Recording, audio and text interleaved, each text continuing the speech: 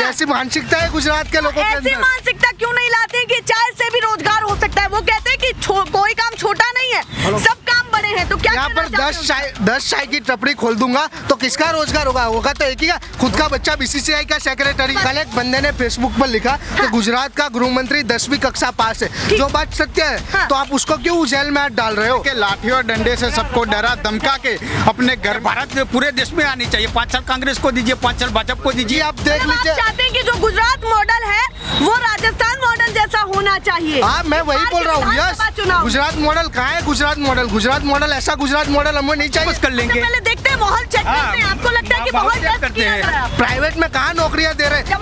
नहीं, मैं सभी का दूंगा। 25 साल से बीजेपी का शासन है, इसलिए कोई सुनता ही नहीं। चाय तो बताइए, 2 करोड़ युवाओं को रोजगार दूंगा जी। हमने तो देखा 2 करोड़ युवा चाय की टपरी पर बैठे। अगर अच्छी लग रही है सरकार वो बताइए, नहीं अच्छी लग रही वो मैं मोदी का गाँव हूँ, मोदी जी के गाँव के हूँ।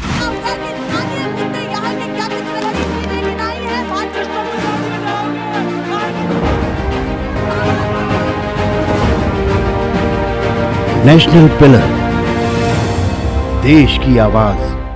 नमस्कार, बहुत स्वागत है आप सभी का। मैं आपके साथ मीरा राजपूत। तो इस समय हम हैं चाय की टपरी पर, अहमदाबाद मान लीजिए या फिर आप गांधीनगर मान लीजिए, क्योंकि ये जो पीछे का नजारा है, या मैं ये कहूँ कि ये जो रोड है, एयरपोर्ट रोड है, जो गांधीनगर से सीधे अहमदाबाद जाकर के रुकता है, वही क्षेत्र बता देती हूँ आपको कि क्षेत्र कौन सा लगता है। गांधीनगर दक्षिण ये विधानसभा है और गांव है बाट, बताया था आपने, गांव बाट है और इसे सेमी अर्बन, यहाँ के लोगों ने बताया कि सेमी अर्बन है।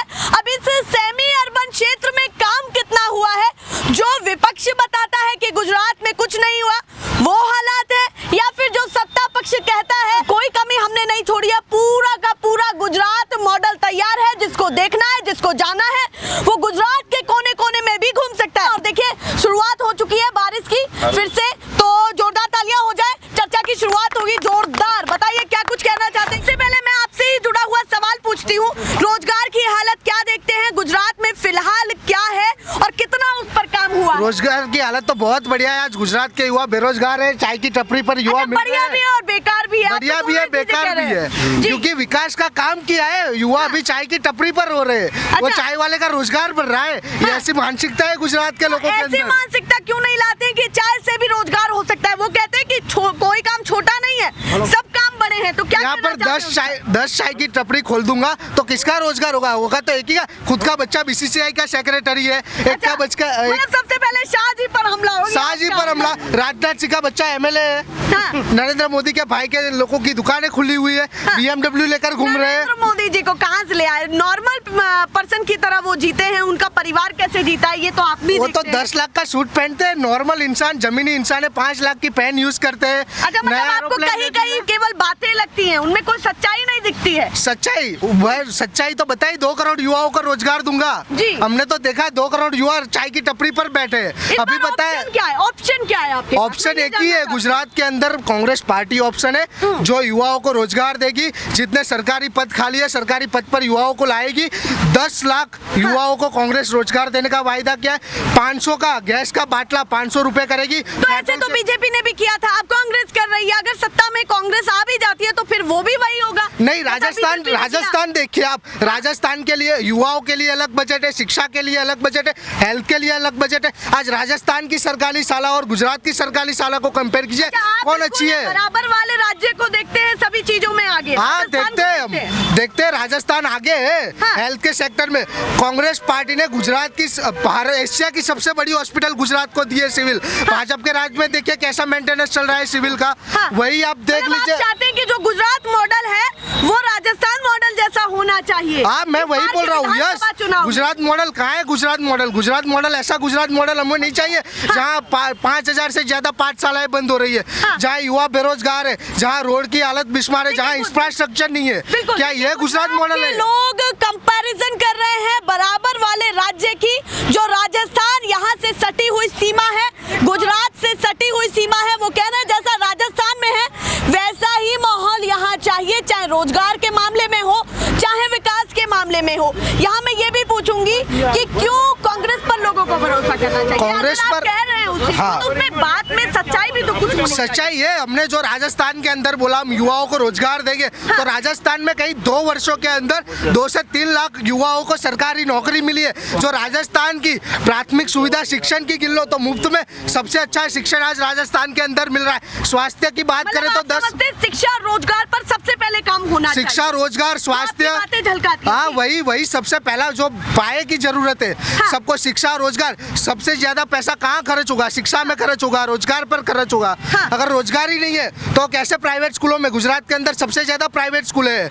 आप देखो PDPU हमने देखी, रिलायंस देखो, सबसे ज्यादा प्राइवेट स्कूल गुजरात के अंदर है। इस बार क्या मानते हैं, जो पिछली बार टक्कर रही, मैं टक्कर ही कहूंगी, पिछली बार बीजेपी और कांग्रेस में टक्कर रही, वो ऊपर उभर करके सामने आ पाएगी या नहीं आ पाएगी? इस बार कोई टक्कर ही नहीं है। गुजरात की जनता समझ गई है, 125 से ज्यादा सीट से कांग्रेस गुजरात के अंदर सरकार बनाएगी। एक तरफा आप कांग्रेस को एक तरफा को, क्योंकि जनता को दिख रहा है, जनता को गुजरात मॉडल दिख रहा 8 है। साल में बड़ी कुर्सी पर बैठ करके मोदी जी ने और भी पकड़ जमा ली हो गुजरात पर। क्या पकड़? वो पूरे देश पर पकड़ खो रहे हैं। लोगों को मॉडल दिख रहा है। गुजरात मॉडल की जो बड़ी बड़ी बात की थी 2014 के अंदर कि गुजरात में तो ये है, गुजरात में तो वो है, पर गुजरात में आकर देखो तो एयरपोर्ट भी प्राइवेट हाथों में चला गया और एयरपोर्ट की सड़कों पर पानी। प्राइवेट सेक्टर बुरा क्यों लग रहा है? आप प्राइवेट नौकरियां, लोग सबसे ज्यादा प्रेफर प्राइवेट नौकरियां कर रहे हैं, तो बुरा क्यों लग रहा है? प्राइवेट में कहाँ नौकरियां दे रहे हैं? जवाब सभी के देने पड़ेंगे आप। मैं सभी का दूंगा। हालोल के अंदर MG ने प्लांट लगाया, MG जो गाड़ी आती है, वो प्लांट के अंदर गुजरात के बंदे कितने? आप तपास करो, 2% भी गुजरात के बंदे नहीं है जी। तो प्राइवेट सेक्टर को गुजरात में लाने का मतलब क्या है? हम यहाँ पर टाटा लाए, फॉल लाए, किसानों की जमीन मुफ्त के भाव में ले ली, पर वहाँ का सारी प्लांट बंद हो गए। आज युवा बेरोजगार हो गए फिर से। जी, अग्निपथ को लेकर के, किसानों के मुद्दों को लेकर के अभी मोदी जी ने बड़ी चीज कही है और वो करने भी वाले हैं। वहीं एक चीज और देखने के लिए मिली है कि दूध, दही, आटे पर भी GST लग चुका है। दोनों ही चीजें, एक तरफ काम भी वो कर रहे हैं, किसानों के लिए नई स्कीम की वो बात कर रहे हैं, वही GST भी लग रहा है। क्या कहना चाहते हैं? मोदी जी का काम ही है देश को स्कीम देना। स्कीम देके तो प्रधानमंत्री बने हैं। अच्छा। और जो पहली बात रही छाछ, तो कोई इंसान है तो छाछ और रोटी खाएगा अगर उसकी परिस्थिति बढ़िया नहीं है। अगर परिस्थिति बढ़िया है तो कोई पनीर खाएगा, पर सारे के ऊपर GST लगा दिया तो कहाँ से मध्यम वर्ग, इसको जो मध्यम वर्ग की इनकम है वो तो हो ही नहीं रही है। युवा बेरोजगार है। बिल्कुल, इस मुद्दे पर भी मैं बात जरूर करूंगी, क्योंकि 5% GST इन तमाम चीजों पर लगाई गई है और वो कल से लागू भी हो चुकी है। और देखिए, यहाँ पर सभी लोअर मिडिल क्लास के भी लोग मौजूद हैं, तो बातचीत करनी बेहद जरूरी है कि इनके मुद्दे क्या हैं। सबसे पहले आपसे ही बात करूं तो बताइए, पूजा वूजा करके आ चुके हैं, तैयार खड़े हैं बिल्कुल, बताइए गुजरात कैसा लग रहा है? इस बार किसको चाहते हैं गुजरात में? अब की बार तो कांग्रेस को ही चाहते हैं। अच्छा, कांग्रेस को चाहते हैं। क्यों चाहते हैं कांग्रेस को? नहीं, कांग्रेस ने काम तो अच्छा ही किया है। क्या क्या लगता है कि भरोसा कहीं ना कहीं दुगना कर देता है गुजरात में? अगर कांग्रेस की बात करें कि क्या क्या ऐसा करने वाली है, आने के बाद करने वाली है? वो तो अभी पार्टी आएगी ना। हाँ जी।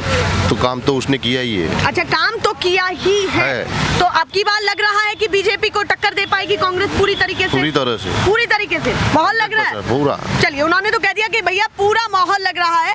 आपसे भी बातचीत करना चाहते हैं। बेरोजगारी का मुद्दा है, महंगाई का मुद्दा है। अभी आम आदमी खाना कैसे खाए? आप तेल का भाव देखिए, साग-भाजी का भाव देखिए। साग-भाजी अभी गुजरात में कितनी महंगी मिल रही है। आलू और प्याज का भाव भी बढ़ गया है, टमाटर का भाव भी बढ़ गया है। तो इंसान कैसे खाएगा? कहीं ना कहीं कमर टूट रही है। सीधे अगर रसोई की बात करें तो उसी से ही कमर टूट रही है। आम आदमी की कमर टूट रही है। मध्यम वर्ग है, गरीब वर्ग है, उनको बहुत तकलीफ का सामना करना पड़ता है। इस बार GST लगाया गया, कल से लागू हो चुका है 5% GST। किस तरीके से उसको देखते हैं? कितना सही है, कितना गलत है? क्योंकि देखिए, जो आपसे लिया जाएगा वो आपके लिए लगाया भी जाएगा। किस तरीके से देखिए? खाने का दूध है, दही है, छाछ है, वो सब पर GST लगाए, वो बिल्कुल गलत ही है। अच्छा, पूरी तरीके से गलत है। वो सामान्य इंसान क्या खाएगा? दूध हर रोज की जरूरत है। हर इंसान को 1 लीटर 2 लीटर दूध की जरूरत है। वो 5% GST आपने लगा दिया, तो आपको कितना महंगा पड़ेगा? वो टैक्स जब ऐसी आपदा आती है, जैसे कोरोना आया, ऐसी आपदाओं में काम आता है। किस तरीके से देखते हो उसको? नहीं, वो बिल्कुल सरकार ने गलत किया है। सरकार का हर फैसला गलत होता है।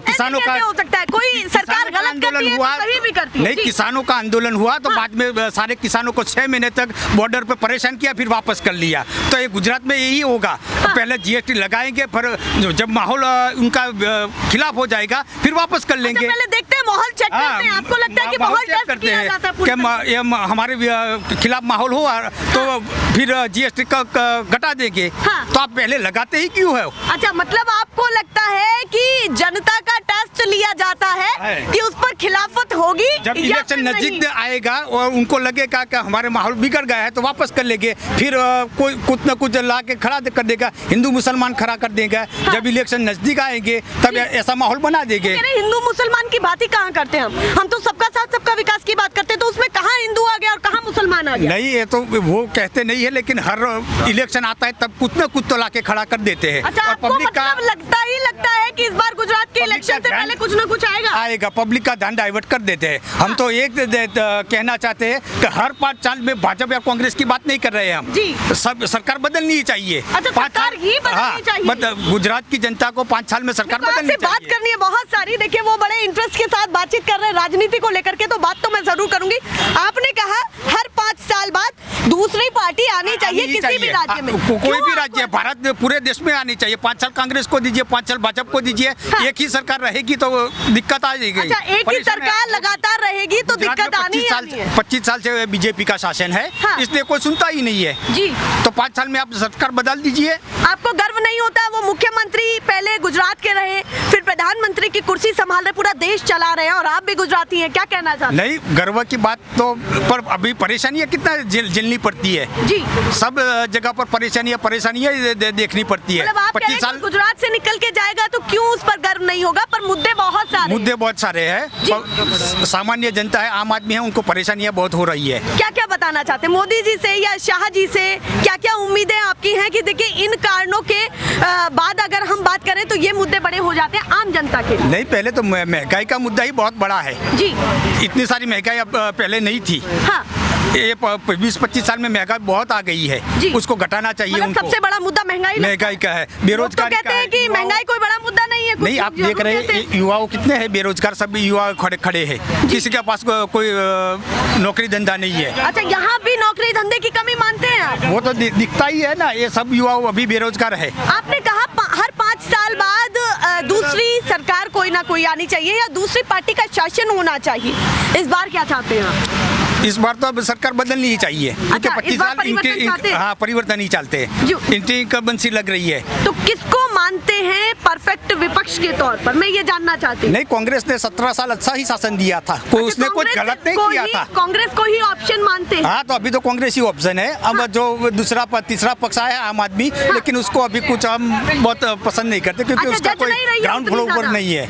अच्छा, मतलब आम आदमी पार्टी की बात करें तो आम आदमी पार्टी नहीं जच रही है, ज्यादा भरोसेमंद आपको कांग्रेस लग रही है। कांग्रेस लग रही है। तो कुछ फायदा भी होने वाला है आम आदमी पार्टी का, या फिर केवल वोट कटवा के तौर पर? नहीं, वोट ही कटवाएंगे, वोट ही कटवाएंगे और कुछ नहीं होगा। चलिए, उससे नुकसान भी होगा कांग्रेस को या फिर नहीं हो पाएगा? उतना कुछ खास नहीं हो पाएगा? वो ऐसा नक्की नहीं है कि कांग्रेस को बीजेपी भी नुकसान करेगी ना। अच्छा, मतलब उसको भी बीजेपी को भी नुकसान नुकसान करेगी। किस तरीके से बताइए? वो पब्लिक के ऊपर जाएगा ना। हाँ। हर कांग्रेस को नुकसान करेगा, वो तो ऐसा ही है ही नहीं, दोनों पार्टियों को नुकसान करेगी। नुकसान होगा तो दोनों को ही भुगतना पड़ेगा। चलिए, वो कह रहे हैं जो मीडिएटर पार्टी आई है ना, वो दोनों को ही नुकसान पहुंचाएगी। और भी लोगों से बातचीत करती हूँ, कुछ लोग बात कर पाते हैं, कुछ लोग नहीं कर पाते हैं। आप भी बताइए, कुछ कहना चाहते हैं तो कोई दिक्कत नहीं है। अगर अच्छी लग रही है सरकार वो बताइए, नहीं अच्छी लग रही वो मैं मोदी का गाँव का हूँ जी। मैं ड्राइविंग करता हूँ जी। लेकिन इतना परेशान बहुत परेशान है सब। अच्छा, आप मोदी जी के गाँव के हूँ पर ड्राइविंग करता हूँ हिम्मतनगर में। मैं वडनगर के हूँ। अच्छा, वडनगर के हैं, तो बताइए प्रॉपर आप वहाँ से, तो आप क्या कहना चाहते हैं, क्यों परेशान? मोदी साहब से सबसे सब परेशान, कोई भी औद्योगिक गण हो, मोघवाड़ी में गण हो, काम बहुत कहीं ना कहीं उनके आसपास के जो लोग भी रह रहे हैं वो लोग परेशान, सब परेशान। क्या बड़ा मुद्दा मानते हैं आप? प्राइवेट का वो सरकारी का प्राइवेट कर दिया। हाँ। देखो जीईबी, हाँ। जीईबी में पहले एक थमले से 700 रुपया जी परवड़ता था। हाँ। आज जाओ तो 7000 रुपया से ज्यादा एसटी आता है। तो मतलब आपको प्राइवेट सेक्टर बिल्कुल पसंद बिल्कुल नहीं है। हाँ, तो आप ड्राइविंग करते हैं? वैसे हम ड्राइविंग करते हैं ना, एयरपोर्ट में खड़े रहते थे जी, तो पहला कुछ नहीं था। अब तो गया 100 रुपया लाओ, निकालो, चलो बाहर निकलो। अच्छा, हर काम अब पैसे से हो रहा है? हाँ, पैसा से हो रहा है। ये भी कहा जाता है जनता के काम ही तो ये पैसा आएगा। मैडम जी देखो, भाजपा में मैं 10 साल से परेशान हूँ, क्योंकि खाली पैसे वाली की सरकार है। अच्छा, पैसे वाली की सरकार है। आम आदमी गरीब का कुछ नहीं सुनती। देखिए, वो कह रहे हैं हम तो पड़ोसी पड़ोसी हैं, हम तो उनके क्षेत्र से आते हैं, पर उनके लिए आपके लिए रोजगार का मुद्दा भी बड़ा है। रोजगार है ना, वो ड्राइविंग करते क्या है, हाँ। ड्राइविंग नहीं करते हैं। हाँ। मेरे 2 बच्चे हैं, जी। पीटीसी किया, हाँ पीटीसी के बाद टेट में गया, हाँ। वो पुलिस खाते में गया, जी। कहीं नहीं, वो सेटिंग करके वो तो बस चल आप चले जाओ। हाँ कितना- अच्छा, कितना- उनको फेल कर दिया गया। कितना पैसा लगाएंगे मैडम? हाँ। आज भर्ती की 500 रुपया। मतलब आपको लगता है कि अंदर खाने भी सरकारी अंदर- सेक्टरों नहीं, में नहीं, वो पैसे के लिए- भ्रष्टाचारी हो रही है। और पैसे के लिए भर्ती करवाता है जी। एक बच्चे के 500 रुपया मिनिमम खर्च होता है। जी बिल्कुल, 5 लाख हुआ, कितना आवक आई? मोटा पैसा। हाँ, मोटा जी। पैसा। जी। और बाद में वो फिर चलो कैंसल, हाँ। बाद में फिर से भर्ती आई, हाँ। फिर से 500,000 रुपया खर्चा होगा। जी। क्या करेंगे? देखिए वो कह रहे हैं कि हाँ। 500 रुपए एक व्यक्ति का या एक स्टूडेंट का आप गिनते हैं कि उसने फॉर्म के लिए 500 रुपए खर्च कर दिए, पर वहां पर लाखों जो विद्यार्थी हैं जो उसके लिए फॉर्म भरते हैं, तो आप सोचिए कि कितना मोटा पैसा फॉर्म फिल करने के लिए जा रहा है। अगर वो पूरा आंकड़ा जोड़ा जाए, उसके बाद ऐसी स्थिति आती है कि पेपर लीक हो जाता है और उसके बाद ये प्रोसेसिंग आगे ही नहीं बढ़ पाती। उनके बहुत सारे मुद्दे हैं जो उन्होंने बताया। महंगाई भी बड़ा मुद्दा है या नहीं है? महंगाई ने तो बात छोड़ो, अच्छा, महंगाई की हमारे बात ही अलग है। बात ही अलग है। जी जो आम आदमी तो कुछ खा नहीं पाते। जी गैस का बढ़ लगा 1150 रुपया 15 दिवस में, एक महीने में बढ़ता जा रहा है। एक महीने क्या में क्या बढ़ता है। करेंगे सो आम देखिए, आदमी? वो कह रहे हैं कि कहीं ना कहीं बहुत फर्क पड़ रहा है। हर महीने में तय मान लीजिए कि सिलेंडर के भाव बढ़ने ही बढ़ने। आपसे भी पूछूंगी, बताइए। वो तो कह रहे हैं हम तो पड़ोसी हैं मोदी जी के, बहुत सारी चीजें गिनाई। आप क्या कहना चाहते हैं? पर्सनली पसंद आ रही है सरकार या नहीं आ रही है? दोनों ही चीजें पूछूंगी। जी नहीं, यहाँ पर मोदी सरकार बिल्कुल फेल है। सब लोग बोल रहे हैं और मैं भी बोल रहा हूँ कि यहाँ पे सरकार ने कुछ काम नहीं किया, खाली बात ही की है। इस बार वोट में भी कन्वर्ट हो पाएंगी ये सारी चीजें? मैं ये जानना चाहती जी, हूँ। जब इलेक्शन आता है तब ये सरकार विकास की बात छोड़ देती है। पहले वोट लेने जाते हैं तब विकास की बात करते हैं, लेकिन जब इलेक्शन नज़दीक आ जाता है उनको पता चल जाता है कि जनता हमें सपोर्ट नहीं करने वाली है, तो ये हिंदू मुस्लिम लाके खड़ा कर देते, दो जाति के बीच में झगड़ा करवा देते, दंगे करवाते, खुद के ऐसे लड़के क्यों को। कह रहे हैं? उनको तो जो उनके- मामले पुराने थे उस पर भी क्लीन चिट मिली है उन्हें। जी ऐसा नहीं है, बिल्कुल नहीं है, वो सही है। अगर 2G घोटाले की बात करें, आदर्श घोटाले की, सब घोटाले में उन्होंने कांग्रेस पार्टी पर आरोप किए, तो अभी तक क्यों राहुल गांधी बाहर है? उनको जेल में डाल देना चाहिए, वो गलत कर रहे थे तो। अच्छा, आपको क्या लगता है कि क्यों बाहर है वो? अमित शाह जी खुद हाँ। इधर गुजरात से तड़ी पार हो गए थे। हाँ। वो खुद वो मेरिट के आधार पे उनकी पार्टी में सबको लेते। उनके जो प्रदेश प्रमुख है CR पाटिल जी, उनके पर 117 केस थे। जब जो प्रदेश प्रमुख बने वो लोकसभा में जीते तो सारे केस गायब हो गए। जी, तो आप समझते हैं कि जो उनके पास गए, जो उनके पल्ले में गए, उनको क्लीन चिट खुद ही मिल जाती है, चाहे कितनी भी FIR दर्ज हो या कितने भी मुकदमे उनके नाम हो? आप ये मानते हैं? जब कोई भी इंसान कांग्रेस में या कोई और पार्टी में होता है, हाँ। तब उनके पर आक्षेप करते हैं। अब हार्दिक पटेल की बात ले लीजिए, जयराज सिंह परमार, जो हाँ, मैं कांग्रेस ये यहाँ पूछूंगी कि हार्दिक पटेल बीजेपी में गए हैं, उसका कितना नुकसान, और अगर मैं विपक्षी विचारधारा को कहूँ या सीधे सीधे कहूँ कि कांग्रेस को होने वाला? जी, हार्दिक पटेल अपनी ज्ञाति के लिए लड़े थे, कांग्रेस के अंदर बेहतर काम कर रहे थे, लेकिन किसी निजी रीजन के कारण अगर सरकार ने उनके पर केस थे, अगर सरकार ने उनके पर प्रेशर डाल के हार्दिक पटेल को दबाने की, मैं मानता हूँ कि कोशिश की, तब हार्दिक पटेल सरकार के सामने झुक गए। मतलब आप समझते हैं कि ऐसे ही वो अपनी मनमर्जी से नहीं गए हैं? आप समझते हैं कि प्रेशर है उनके ऊपर? हार्दिक पटेल नहीं, सभी कांग्रेस के नेता पर प्रेशर है। जो भी MLA, धारासभ्य, जो लोग भी हाँ। बीजेपी में गए उनके पर प्रेशर लागू किया गया। उनको ईडी की रेड मारती है और दूसरी तीसरी परेशानी में डालकर। जब ये सारी चीजें चलती है तो मन में आपके क्या आता है आम जनता होने के नाते कि कहीं ईडी के छापे पड़ रहे हैं, कहीं कुछ हो रहा है, कहीं किसी पर मुकदमे दर्ज हैं, ऐसे नेता दोनों पार्टियों में मिलते हैं, क्या कहना चाहते हैं? जी, ये बिल्कुल लोकतंत्र की हत्या कर देते। जब युवा विरोध करने के लिए गांधीनगर आता है, जी। जब महिलाएं विरोध करने के लिए गांधीनगर आती है, आंगनवाड़ी की बहनें विरोध करने के लिए गांधीनगर में आती है, आशा वर्कर आती है, पुलिस वाले ग्रेड पे को लेकर आंदोलन करने के लिए मतलब कोई गांधीनगर भी आते हैं। अगर अगर सड़कों कोई पर भी आए तो उनके पास एक ही भाषा है कि लाठी और डंडे से सबको डरा धमका के अपने घर में रहने के लिए मजबूर कर रहे हैं। अच्छा। और भय मुक्त नहीं है, ये भय युक्त है, क्योंकि वो बारंबार आप देख लिए कि सरकार के सामने जो भी बोलता है उनको जेल के अंदर डाला जाता है। जी, तो आप मानते हैं कि किसी ना किसी चीज के कारण दबाया जा रहा है। सीधे में अगर आपके पास आऊं तो क्या कहना चाहते हैं? कोई कह रहा है कि महंगाई का मुद्दा बड़ा है, कोई कह रहा है रोजगार का मुद्दा बड़ा है, कोई कहता है कि कंपैरिजन करें दो पार्टियों की तो एक आगे दिख रही है। वोट में कन्वर्ट हो पाएगा या नहीं? इस बार के मुद्दे क्या है? 4-5 वो मुद्दे जो दिमाग में चल रहे हैं कि जब बटन दबेगा तो यही मुद्दे सामने आने वाले। 27 साल से गुजरात के भाजपा सरकार के सामने 7 सवाल है। एक शिक्षण, महंगाई, 7 सवाल 27 साल 7 सवाल, महंगाई, बेरोजगारी, शिक्षण, प्राइवेटीकरण, जो दूसरा एक मुद्दा है विकास, जो इंफ्रास्ट्रक्चर को लेकर एक मुद्दा है। तीसरा मुद्दा है कि ग्रेड पे जो पुलिस बदल है उसका एक मुद्दा है ग्रेड पे, और एक मुद्दा है जो प्राइवेट सेक्टर में अभी जो सिविल है तो वहाँ पर एक प्राइवेट जूट है जो चलाता है, सारी नर्स को हैंडल करता है, प्राइवेटीकरण। 7 मुद्दे हैं जो इंफ्रास्ट्रक्चर को लेकर भी ये सरकार पहले, बेरोजगारी पर भी ये सरकार ये 7 मुद्दे इस बार भारतीय जनता पार्टी को टक्कर दे पाएंगे या उसको बीट करके आगे निकल पाएंगे या फिर केवल बातें ही रह जाएंगी? नहीं, ये बातें नहीं रहेगी। यार देखो, तो आपने बात की सारे लोगों से, तो महंगाई सबको एक चुभ रही है जी। पाया का जो कार्यकर्ता है, जो पाया के लोग हैं, उनको महंगाई की असर हो रही है कि कोई कहे या ना कहे, महंगाई तो उनके लिए कॉमन मुद्दा है। महंगाई कॉमन मुद्दा, सबसे बड़ा मुद्दा महंगाई है। आप बेरोजगार हो, ऊपर आपको जीएसटी की मार आ रही है, महंगाई है, प्राइवेटीकरण हो रहा है, शिक्षण प्राइवेट हो रहा है, तो महंगाई तो पहला मुद्दा ही रहेगा। वो सबसे मेन मुद्दा है जो कि एक सामान्य इंसान हो या मध्यम वर्गीय इंसान हो उसको असर कर रहा है, और यही मुद्दा देखकर सब लोग बटन दबाएंगे और कांग्रेस का बटन ही दबाएंगे। तो इस बार क्या मानते हैं कि गांधी की विचारधारा पर दोनों पार्टियां चलने की बात करती हैं? कौन ज्यादा चल रहा है? कौन गांधी की विचारधारा पर चलने वाली पार्टी ही कांग्रेस है। भाजपा तो गौडसे की विचारधारा पर चलती हुई पार्टी है, क्योंकि भाई ने बताया कि अगर कैसे कह सकते हैं, वो तो खुद नतमस्तक होते हैं जब गांधी जी की स्टैचू उनके सामने होती है, कैसे कह सकते हैं? मैं कहता हूँ कल एक बंदे ने फेसबुक पर लिखा कि गुजरात का गृह मंत्री 10वीं कक्षा पास है, जो बात सत्य है, तो आप उसको क्यों जेल में हाथ डाल रहे हो? उसने तो सच बताया। गुजरात के पूर्व मुख्यमंत्री थे विजय भाई रूपानी, उन्होंने एक जाहिर मंच पर बोला था कि जो मैकडॉनल्ड्स है उसको बताया था मैकडॉनल्ड्स, और जो फ्रेंच फ्राइज मिलती है उसको बताया था फ्राई फ्रेंची। वो गुजरात में बहुत वायरल हुआ। तो जो बंदा था सूरत में जिसने वीडियो बाहर लाया, उसको भी जेल में रखकर बिठा दिया।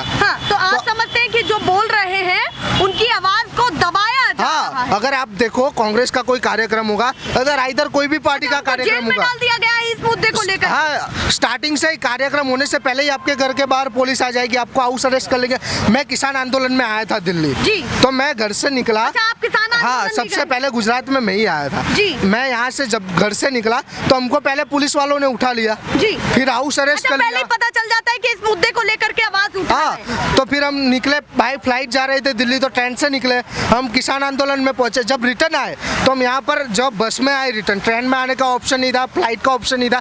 बस में जैसे ही हम आरटीओ उतरे, पुलिस वाले ने हमको डिटेन कर लिया। आप किसान आंदोलन में क्यों गए? अगर देश के किसानों का आवाज़ उठाना गुनाह है, देश के युवाओं का आवाज़ उठाना गुनाह है, तो आप लोकशाही हटाकर तानाशाही ला दो, आप सरमुक्ताशाही पूरे देश के अंदर लगा दो। लोकशाही, अगर आप बता रहे हो कि पूरे विश्व की सबसे बड़ी लोकशाही है, तो वो लोकशाही कहाँ है? चलिए, इसी प्रश्न के साथ मैं इस प्रोग्राम का अंत करती हूँ।